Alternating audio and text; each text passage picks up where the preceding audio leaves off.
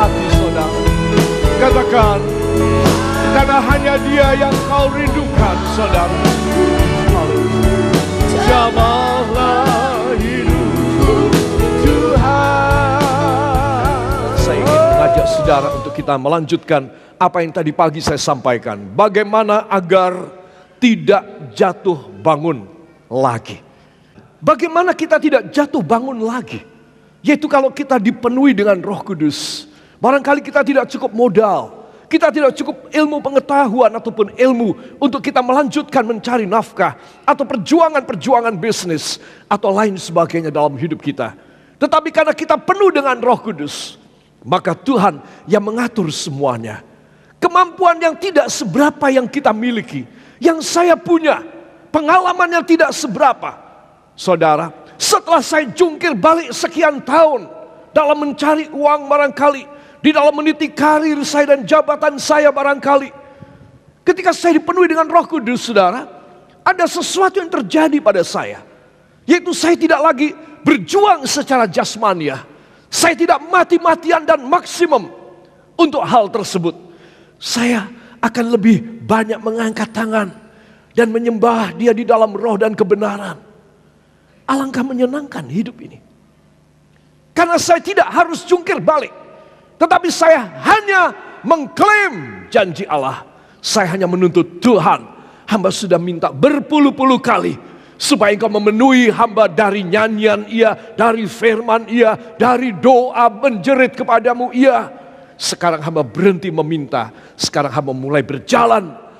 Tuhan bereskan dan berkati perjalanan hamba. Amin. Saudara akan mempunyai pengalaman yang baru. Ketika Allah Roh Kudus membukai jalan kepada saudara. Memberikan hikmat akal budi kepada saudara. Mengatur semuanya.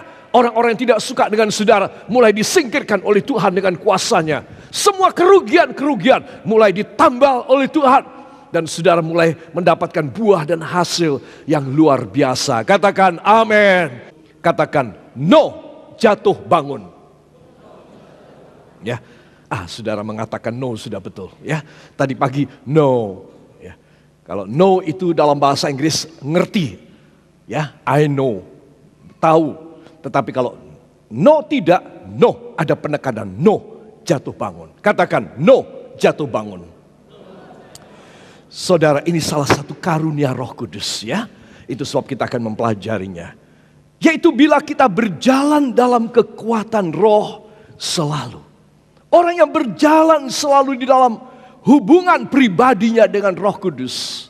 Selain Tuhan memberkati mata pencaharian, kesehatan kebugarannya, masa depan hari tuanya, anak keturunannya. Selain daripada itu, orang yang penuh dengan Roh Kudus adalah orang yang mempunyai kekuatan ilahi. Katakan kekuatan ilahi. Bila saya penuh Roh Kudus. Saudara, engkau akan berbeda, saya akan berbeda. Seringkali kita kalau tidak kuat marah. Kalau tidak kuat kita tinggalkan. Kalau kita tidak kuat kita akan menggebrak meja dan kita akan emosional. Kita akan tidak mau mendengar kata dan saran orang lain. Kita menunjukkan siapa kita. Oh, tidak lagi. Kalau seorang penuh dengan Roh Kudus, saudara, dia tidak membutuhkan segala macam ekspresi yang emosional. Saudara, kenapa? Karena hatinya ini adem. Katakan hatinya adem. Hatinya tentram. Amin. Orang kesulitan memprovokasi seorang yang penuh Roh Kudus. Kesulitan. Orang akan malu hati. Karena dia tidak bisa bikin malu orang yang penuh Roh Kudus. Kenapa? Karena Roh Allah tinggal di dalam hidupnya. Amin. Itu sebab anak-anak Tuhan, yakinkan diri saudara. Saya akan sangat membawa Anda untuk sore hari ini. Tuhan, ajari kami berjalan di dalam roh. Di dalam ini saudara, ada satu bisikan suara. Di kepala dan otak kita saudara, ada pengarahan GPS dari Allah. Engkau tidak akan sampai salah jalan. Engkau tidak akan sampai keliru dan macet di tengah jalan. Engkau tidak akan sampai ditubruk di tengah jalan. Karena engkau tidak bisa dengan sigap menghindar. Seorang yang penuh dengan Roh Kudus, dia selalu terhubung dengan Allah. Dan dia akan memiliki kehidupan dan perjalanan yang sangat sukses. Amin. Nah, para kekasih, kita akan lanjut. Apa maksudnya berjalan di dalam roh? Ya, katakan berjalan dalam kekuatan Roh Kudus.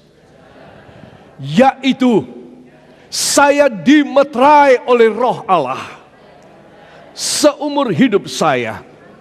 Beri tepuk tangan yang baik bagi dia. Haleluya. Para kekasih, Roh Kudus adalah meterai Allah. Dan dia akan memeterai. Apa artinya memeterai? Disegel. Contoh di rumah kita masing-masing ada segel dari PLN, listrik. Saudara, dari anak kecil sampai yang paling tua sudah tahu. Dilarang membuka segel, ada tulisannya, tinta merah atau tinta hitam. Di bawahnya ditulis, dihukum pasal ini ayat sekian. Ya saudara, kenapa? Satu, berbahaya membuka segel. Kita bisa kena strom. Kedua, kita bisa menipu negara dengan kita mengganti nomornya, kita mengganti meterannya. Saudara, itu sebab dilarang keras, di bawah hukum. Kalau saudara dimeterai oleh Roh Kudus, maka saudara, engkau tidak bisa diganggu, engkau tidak bisa dirusak, engkau tidak bisa di-cheating, engkau tidak bisa ditipu. Apa sebab? Karena engkau dimeterai oleh Roh Kudus. Itu sebab meterai Roh Kudus harus ada pada kita. Orang Kristen yang tidak punya meterai Roh Kudus, karena dia tidak penuh Roh Kudus, itu sebab dia tidak akan dimeterai. Apa yang memeterai seorang Kristen? Selain meterai Roh Kudus, meterai Lucifer, meterai iblis dan setan dalam hidupnya. Itu sebab para kekasih, kita mohon bersama, angkat dua tangan saudara. Tuhan Yesus, ya Allah Roh Kudus, meteraikan hamba seumur hidup hamba di dalam meterai keselamatan. Dalam nama Yesus, hamba akan aman, diberkati, dan berkemenangan. Ucapkan terima kasih kepadanya. Terima kasih Tuhan Yesus.